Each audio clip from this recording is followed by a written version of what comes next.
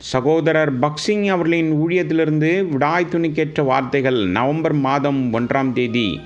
நாம் இனி பாவத்துக்கு ஊழியம் செய்யாதபடிக்கு பாவ சரீரம் ஒழிந்து போகும் பொருட்டாக நம்முடைய பழைய மனுஷன் அவரோடு கூட சிலுவில் அறையப்பட்டதென்று அறிந்திருக்கிறோம். ரோமருக்கு எழுதிய நிருபம் 6வது அதிகாரம் 6வது வசனம். நம்முடைய கர்த்தர் என்ன செய்தாரோ அது நித்தியமான கனத்திற்குரியது. அவரது மரணம் நிரந்தரமான பலனை கொண்டிருக்கிறது.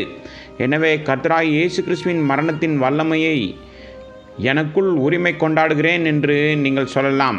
இதுவே வெற்றியின் வழி. ஆனால் நீங்களாகவே பாவத்தை மேற்கொள்ள முயன்றால் அது உங்களால் முடியாது. அப்போஸ்தலனாகிய பவுல் 2 கொரிந்தியர் புஸ்தகம் 4வது அதிகாரம் 10வது வசனத்தில் கர்த்தராய் இயேசு கிறிஸ்துவினுடைய ஜீவன் எங்கள் சரீரத்தில் விளங்கும்படிக்கு இயேசுவின் மரணத்தை எப்போதும் எங்கள் சரீரத்தில் சுமந்து திரிகிறோம். இதுவே உங்கள் அனுபவமாகவும் மாற வேண்டும். கடந்த சில காலமாக நீங்கள் உங்கள் சொந்த விருப்பத்தால் பாவத்தை மேற்கொள்ள முயற்சித்திருக்கலாம். ஆனால் அது வெற்றியடையாது என்பதை நீங்கள் விரைவில் அறிந்து கொள்வீர்கள். பிறகு நீங்கள் மனப்பூர்வமாக ஜெபிக்கலாம். இப்போதும் கர்த்தராய் இயேசுவே, நீர் தயவு செய்து உமது முறைமையை பயன்படுத்துவீராக. உமது மரணத்தின் வல்லமையை என்னுள் ஊற்றி நான் எனது ஆசைகள் மற்றும் பலவீனங்கள் அனைத்திற்கும் மறிக்க எனக்கு உதவும். இதுவே ஒரே வழி மற்றும் பரிகாரமாகும். ஒரே நாளில் நீங்கள் பரிபூர்ணம் அடைவோம் என்று நினைக்காதீர்கள்.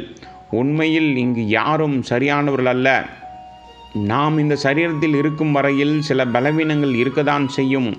ஆனால் நீங்கள் பழைய சுபாவத்தால் கலங்கும்போது நேராக சென்று கர்த்தராய் இயேசுவிடம், ஆண்டவரே, இந்த பழைய சுபாவத்தால் நான் கலங்குகிறேன், தயவுசெய்து எனக்குள் வந்து உமது மரணம், அடக்கம் மற்றும் உயிர்த்தெழுதல் ஆகியவற்றின் வல்லமையை ஊற்றும் என்று ஜெபிப்போம்.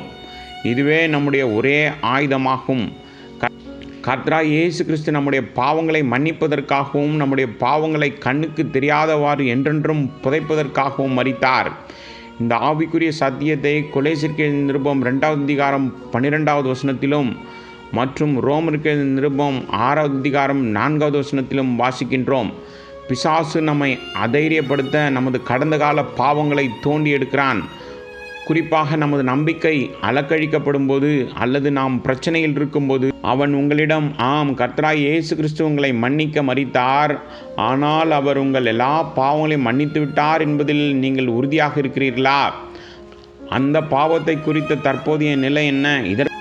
இதற்காகவே நீங்கள் இப்போது தண்டிக்கப்படுவீர்கள் என்று நினைக்கவில்லையா என நம்மை அதைரியப்படுத்துவான். அத்தகைய சமயங்களில் அவனை கவனிக்க வேண்டாம்.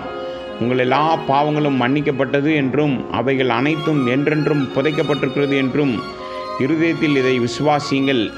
எனவே தேவன் இனி ஒருபோதும் நம் பாவங்களை பார்க்க மாட்டார் என்பதில் உறுதியாக இருக்கலாம். நானே உன் மீறுதல்களை என் நிமித்தமாக குலைத்து போடுகிறேன், உன் பாவங்களை நினையாமல் இருப்பேன் என்று எழுதப்பட்டுள்ளது. ஆம், தேவன் மன்னிக்கும் போது அவர் நம்மை என்றென்றும் மன்னித்திருக்கிறார். கர்த்தராய் இயேசு கிறிஸ்துவின் அடக்கம் நமக்கு இந்த உறுதியை அளிக்கிறது. கர்த்தராய் இயேசு கிறிஸ்து நமக்குள் வரும்போது அவர் நம்முடைய ஜீவனாக மாறுகிறார். அதனால் அவருடைய தெய்வீக சுபாவத்தை நமக்கு கொடுக்கிறார். அவருடைய அன்பு, அவருடைய நீதி, சமாதானம், மகிழ்ச்சி, பலம், ஞானம் மற்றும் பரிசுத்தம் இவைகளை பெறுகிறோம். உங்கள் பாவங்களை மன்னித்ததற்காகவும் அவற்றை புதைத்ததற்காகவும் மேலும் அவருடைய தெய்வீக சுபாவத்தில் உங்களை ஒரு பங்காளியாக்கி கொண்டதற்காகவும் தினமும் அவருக்கு நன்றி செலுத்துங்கள்.